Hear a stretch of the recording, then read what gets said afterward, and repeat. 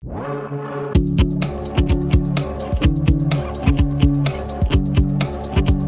previews, la présentation de chaque équipe du top 14 pendant 2 semaines. 4e épisode, c'est consacré à Castres, puisque l'indice d'hier concernant la Montagne Noire, c'est cette fameuse colline qui est située au sud de la ville. Avec moi, Simon Walzer, qui s'est occupé du club pendant de nombreuses années. Salut Baptiste, salut à tous. Ça va? Et à toutes. Ouais, très bien, merci. Alors ces Castrés, ils ont vécu une saison un peu difficile, là où on ne les attendait pas. Ouais, c'est ça, voilà, ça a été vraiment une saison difficile, ils ont pris un mauvais départ. Et puis ce qui est très frustrant en fait pour eux, c'est qu'ils ont vraiment eu le sentiment de voir la saison s'arrêter au moment où ils repartaient bien, quoi. Voilà, il y avait des résultats très encourageants et ils avaient vraiment cette impression, c'est ce qu'ils m'ont tous dit, que le championnat, que cette malheureuse crise du coronavirus a explosé au moment où ils étaient en train de vraiment de redresser la barre. Et bon, c'est sûr qu'ils étaient loin pour la qualification, qui était quand même leur objectif principal. Mais ils auraient en tout cas aimé montrer un autre visage, quoi, parce que c'est vrai que là, une 10e place pour une équipe qui était il n'y a pas si longtemps que ça championne de France, avec en plus un groupe relativement similaire, ouais. Voilà, c'est forcément décevant, quoi. Ouais. Il y a eu un changement, on parlait pour Bordeaux de l'arrivée de Christophe Furios. Exactement. À Castres, il y a forcément un effet a priorios avec l'arrivée de Reggiardo. Ouais, bien sûr. Alors, c'est l'arrivée de Mauricio Reggiardo, forcément, ça change beaucoup de choses. Il y a toujours des périodes de transition entre quand les équipes changent de manager, surtout que là, je pense que c'est deux managers qui ont des méthodes vraiment différentes. Donc, c'est sûr qu'il y a eu un flou. Mauricio Reggiardo l'a lui-même reconnu, qu'il n'avait pas vraiment peut-être pris la mesure de la mission qu'il attendait. À Castres, qu'il avait retrouvé, je pense, un club vraiment qui avait beaucoup évolué depuis son passage. Donc c'est vrai qu'il y a eu un vrai flottement, les joueurs ont dû reprendre un peu les choses en main, mais maintenant, j'ai l'impression qu'ils avaient enfin trouvé la bonne carburation au moment où malheureusement le championnat s'est interrompu. On reproche un peu à Mauricio Reggiardo d'être un peu un entraîneur qui est à que pour jouer le maintien. Est-ce que dans ce qu'on a commencé à voir en deuxième phase de saison, tu sens qu'il avait lui-même franchi un cap? Ben ça c'est difficile à dire parce que je pourrais pas oser m'exprimer sur ce genre de sujet parce que je suis vraiment pas quand même dans le club.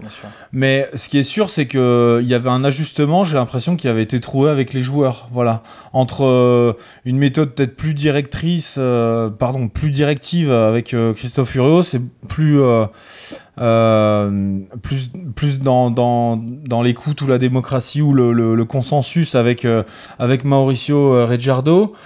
Et je pense qu'ils avaient trouvé leur repère. Bon, maintenant, c'est la saison à venir qui va vraiment nous dire si cette collaboration va être fructueuse ou pas, mais il faut qu'elle le soit. Pour le coup, cette crise du coronavirus aura permis de faire une vraie année de transition, une année pour rien, mais qui servira au club. Ouais, c'est ça, voilà. Bon, comme d'autres clubs, ça a permis aux joueurs de se régénérer, mais de leur propre aveu, ils auraient vraiment bien continué cette saison, quoi. Pour eux, ça a été assez frustrant, mais tu as raison dans le sens où ça va permettre. Ça a permis de laisser du temps aussi au nouveau staff de s'installer, parce que je rappelle quand même qu'il y a Pierre-Henri Broncan qui a rejoint le Castres Olympique et qui était en provenance de Bath, en Angleterre. Donc je pense, ça a laissé plus de temps aux hommes pour apprendre à travailler entre eux. Et puis j'imagine que ça n'a fait que décupler aussi, d'après ce qu'ils m'en disent, ça n'a fait que décupler l'envie des joueurs. Ouais. Et puis quelque part, cette saison n'est pas finie pour eux parce qu'ils jouent encore la Challenge Cup, avec un déplacement en quart de finale à Leicester, un déplacement difficile. Est-ce qu'ils ambitionnent quelque chose? Ah oui, complètement. Moi, j'en ai parlé avec eux là récemment. Et c'est vrai que oui, la saison dernière n'est pas totalement soldée, bien au contraire. Ils ont encore ce match hyper intéressant à Leicester. Alors qui est certes une équipe anglaise qui est bardée d'internationaux, mais qui déçoit depuis plusieurs années, qui a vraiment des problèmes assez profonds, qui a été toutefois renforcé par quelques stars, encore une fois, à l'intersaison, dont Nemanja Nadolo. Donc il faudra être vigilant sur les ailes, parce que ça peut causer de gros dégâts. Mais vraiment, les Castrais sont vraiment motivés pour disputer et puis remporter ce quart de finale, parce qu'ils me disent, voilà, un quart de de finale, on y est presque, quoi. Voilà, 2 matchs et on y est. Et derrière, il y a une place en Champions Cup qui se joue. Voilà, donc eux, ils ont en tout cas à cœur de démentir ce vieil adage qui dit que voilà, Castres ne joue pas la Coupe d'Europe. C'est souvent une vanne qui ressort. Mais moi, j'ai trouvé que pendant les 4 dernières années, là, c'était... que le club l'avait joué, quoi. Ils sont rarement tombés sur des poules faciles, quand même. Je me souviens de match au Leinster à Exeter et tout ça, donc c'était vraiment le top de ce qui se faisait en Europe. Mais là, ils ont vraiment à cœur de faire quelque chose en Challenge Cup, c'est vraiment ça. Très bien. Pour clôturer cette partie sur la saison dernière, on va parler des joueurs qui ont quitté le club. Et contrairement à d'autres équipes, il y en a eu beaucoup. C'était un peu la grande machine à laver. Donc, ils perdent Claire, Fanounou, Fagatea, Felippono, Geneker, Sozare, Caportoga, Sanson, Moreau, Tulou, Gerondo, Jimeno, Radoskajevic, Ederson, Kainati, Paris. Le grand ménage, pour toi, quel nom tu retiens? Il y en a plusieurs et pas des moindres. Ah oui, non des moindres. Là, il y a vraiment... là, tu as cité des joueurs qui sont là depuis des années et des années. Forcément, celui qui tombe sous le sens, c'est Rodrigo Capo Ortega. Qui reste quand même au contact de l'équipe première dans un rôle d'ambassadeur. Donc, Capo est toujours là, même s'il sera plus sur le terrain, voilà, pendant les matchs. Mais je pense aussi à des joueurs... comme Robbie Eberson qui avait beaucoup apporté, qui a été co-capitaine, Christophe Sanson aussi qui a été longtemps, qui est un mec hyper important dans l'alignement, dans le pack et aussi dans l'état d'esprit. Enfin vraiment c'est une fin de cycle, quoi. Voilà, c'est toujours un peu le contre-coup quand un manager quitte un club. Généralement il y a encore une quinzaine de contrats qui vont arriver à leur terme un an après. Christophe Furos avait vécu exactement la même chose avec le groupe qui avait été sacré champion de France juste avant lui. Et voilà, un an après, il y a toujours ce contre-coup qui arrive où il faut renouveler l'effectif. Et là, le Castres Olympique l'a fait. Mais je pense qu'ils ont fait un recrutement plutôt intéressant. D'accord. Et on parle des recrues, justement. Encore une fois, Castres va beaucoup piocher en Pro D2, tente beaucoup de coups. Donc ces recrues, c'est Neustadt, Barlow, Ardron, Peters, Kunatani, Onambele, Kornat, Arata, Kokaji, Botitou et Guillemin. De bons joueurs aussi, des promesses quelque part. Mais... je trouve que c'est un recrutement assez équilibré parce que c'est vrai qu'ils ont dû recruter malin, forcément, puisque avec les limitations du salary cap et puis aussi la crise, forcément, ils ont dû faire tenter quelques paris. Mais moi, je suis assez enthousiaste à cette idée de recruter en Pro D2 parce qu'il y a plein de joueurs qui jouent énormément en Pro D2, qui accumulent beaucoup d'expérience et qui sont prêts. Enfin voilà, l'histoire l'a montré. Les Dulin, les Macheneau, les Huget, ils ont fait une grosse partie de leur carrière en Pro D2. Ils se sont révélés là-bas. Thomas Ramos, plus récemment, Arthur Vincent, oui, il y en a plein. Donc c'est bien que les clubs de top 14 donnent leur chance à des joueurs français qui sont en Pro D2. Moi, je trouve ça très bien. Et puis il y a aussi moi je retiens Stéphane Onambele aussi qui a été très bon aussi avec Toulon. Et ils ont été comme chaque année capables de faire un beau coup Castres parce qu'ils ont quand même une certaine assise financière quoi qu'ils en disent. Et la belle prise c'est Tyler Ardron. Donc si vous ne le connaissez pas, c'est le capitaine du Canada. Alors certes, c'est pas une nation majeure, mais c'est un joueur qui a 37 sélections, qui a un ancien joueur à 7. Donc ça donne déjà un peu une idée de son potentiel athlétique. Qui joue au poste de deuxième ligne, troisième ligne. Qui joue au poste de troisième ligne centre avec le Canada, mais là avec le Castres Olympique, qui va être utilisé au poste de deuxième ligne.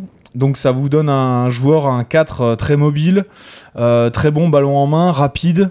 Qui sera aussi extrêmement précieux en touche parce qu'il est quand même assez grand. J'ai plus sa taille en tête, mais il est très grand. Il a un très bon jump.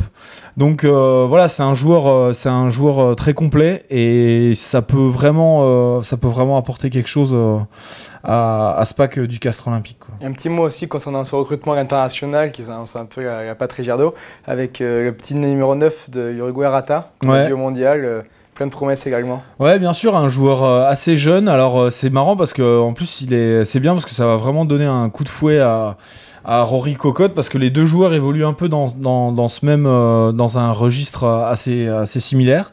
C'est-à-dire ce jeu d'animer d'animer le jeu autour des rucks, de jouer les défis, de faire des démarrages au ras. Donc c'est bien, en fait, Et puis il est assez physique aussi, hein, Arata. Il est assez physique et malgré son jeune âge, il a vraiment une vraie présence. Et je pense que ça peut vraiment faire une bonne concurrence avec Rory Cocotte. Puis ça donnera des options un peu différentes à Mauricio Reggiardo. Très bien. On passe à la troisième partie concernant l'effectif. Est-ce que pour toi, il y a un point faible, un poste où le CO est un peu dévêti? Je trouve pas. Moi, si je regarde, on va regarder l'effectif là. Je trouve pas. Je trouve qu'ils ont été. J'aime bien leur ligne de trois quarts. Je trouve vraiment en recrutant Andrea Kokagi. Alors ça, c'est un joueur qui est bien connu du Pro D2, qui a fait vraiment des super matchs avec l'USAP. Il a passé plusieurs années à l'USAP. Ça, c'est une bonne prise. Je trouve ça va rajouter de la puissance un peu dans cette ligne. Après, je les trouve assez. Ils gardent une super troisième ligne. Il n'y a pas photo. Bon, après, la charnière, on a deux mecs qui sont très bien installés avec Cocotte et Urda Pieta, qui auront quand même un peu plus de. Cocotte qui aura plus de concurrence. Est-ce que ça peut pas être le point faible de cette équipe, Cocotte Urda Pieta, qui commence à avoir 34 ans? Ça pourrait être. Il y a un vrai phénomène. Il peut y avoir un vrai phénomène de dépendance parce que c'est vrai que ce sont les deux maîtres à jouer de cette équipe. Ils sont là depuis très longtemps et puis on sait que quand l'un ou l'autre n'est pas à pleine capacité, l'équipe empathie. Bon, c'est un peu le cas de tout le monde, mais c'est vrai qu'il peut y avoir une dépendance à ces deux joueurs. Moi, encore une fois, la concurrence avec Arata, qui en plus me paraît avoir vraiment les crocs. Ça peut être une très bonne chose pour Cocotte puis Cocotte, c'est quand même un sacré compétiteur. Donc je doute qu'il s'endorme sur ses lauriers, quoi. Après, moi j'aime beaucoup la première ligne du CO aussi, parce qu'il y a de la puissance, du dynamisme, il y a des bons porteurs de balles aussi avec Wilfried Ungpatin. On m'a dit le plus grand bien de la recrue de Colomiers, Gaëtan Barlow. Qui a fait une belle saison l'année dernière à Colomiers. Pareil pour Neustadt aussi. Ouais, Neustadt aussi du côté d'Aurillac. Donc c'est bien, c'est des joueurs qui ont beaucoup joué, qui sont pas perdus. Et puis après, ce qui est aussi positif, c'est que l'effectif du Castres Olympique garde quand même une solide colonne vertébrale, enfin avec des joueurs qui sont là depuis longtemps. Je pense à Dumora, Palis. Vialel, donc forcément la charnière, mais en troisième ligne en Babillot, Delaporte, Jelonge. Enfin, je veux dire, c'est des mecs qui se connaissent, qui ont vécu le titre, qui ont été champions de France. Et puis je pense qu'on peut faire confiance au capitaine Mathieu Babillot, qui sera secondé par trois adjoints. Donc il y aura Rory Cocotte, Julien Dumora et Baptiste Delaporte. Donc on peut faire vraiment confiance à ce groupe de leaders pour tenir la baraque, quoi. Donc on fait un rapide tour sur le 15 probable que tu avais dessiné. Donc Tichy, Trallier, Ungpatin en première ligne, Ardron-Jacquet en seconde ligne, Delaporte, Babillot, Jelonche ou Vaipelou, Cocotte Urda Pieta forcément, Lavaux, Nakosi sur une aile, David Cambezo au centre, Palis Oubaye à l'autre aile et Dumora à l'arrière. C'est une équipe, il n'y a pas de star forcément, mais c'est une équipe qui on peut faire confiance. Est-ce que pour toi, il y a vraiment des joueurs qui sont sous-cotés dans les noms qu'on vient de citer? Ardron, il est sous-coté, je pense. On le connaît pas. Moi, je suis content. Je suis content qu'on le voit en France parce que c'est un joueur que je suivais un petit peu parce qu'il a joué en Nouvelle-Zélande dans une équipe que je suis un peu plus qui est les Chiefs, sont les Chiefs. Donc je pense que oui, ça peut être la bonne surprise mais après tous ces joueurs qu'on a cités, c'est des valeurs sûres du top 14, c'est des mecs qui ont été champions de France, donc je vois pas, cette équipe, elle m'inquiète pas, puis surtout que la moyenne d'âge a été vraiment abaissée, il y a eu beaucoup de départs, certes, il y a eu aussi beaucoup d'arrivées, il y a vraiment un 109 qui a été réinjecté dans cet effectif. Donc je pense que ça peut donner un bon résultat, quoi. Très bien. On passe à la quatrième thématique, rapidement, l'état d'esprit. Comment tu sens ces joueurs quand tu changes avec eux sur ce début de saison? Quels sont leurs objectifs?